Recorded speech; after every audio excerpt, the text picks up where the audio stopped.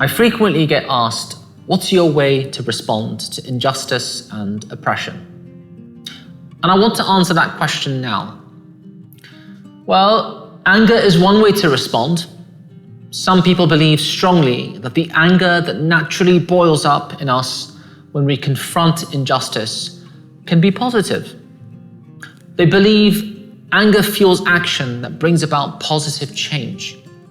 I don't say that their way is wrong, especially if it doesn't just shift injustice from one side to another. It's their way. My way is different.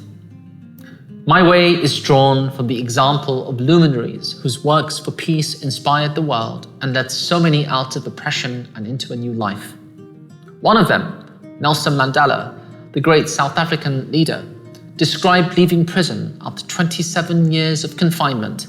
He said, "As I walked out the door toward the gate that would lead to my freedom, I knew if I didn't leave my bitterness and hatred behind, I'd still be in prison."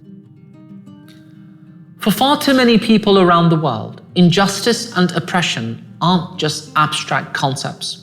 They're part of daily life. Take the recent example, the ceasefire just reached between Israel and Palestine may cause reporters to pack up their cameras and move on to the next hotspot. But that doesn't mean the very real problem of what to do with the anguish people feel over what just happened goes with them. Whether it's happening to us directly or it's happening to others whose stories touch us deeply, our reaction to injustice can be a wound in itself.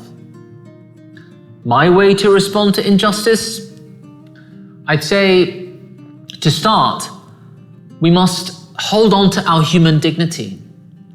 Resentment and bitterness are poisons that affect us first. We mustn't lose ourselves in the darkness of negativity around us. It's my belief that any actions we take against injustice and oppression can succeed if they are free of the intention to oppress others. History teaches us that works based in unity and peace endure. Those bred of violence never do. My response is to put aside the dead end of tribalism with its attitude of exclusion, rejection, and us against them mentality. What is injustice but a lack of balance? We see all around us the imbalance that tribal attitudes cause: violence, war, and now disruption to the very web of life that sustains us all. Our faiths and traditions teach us that by cultivating love, not nurturing violence and hatred that poisons us as well as others, but by finding wisdom, tolerance, and purity of soul within ourselves, we'll start to find that balance, that justice that we're all seeking. And so for myself, I continue to have hope in the face of injustice. That's because I absolutely believe what Nelson Mandela expressed so clearly.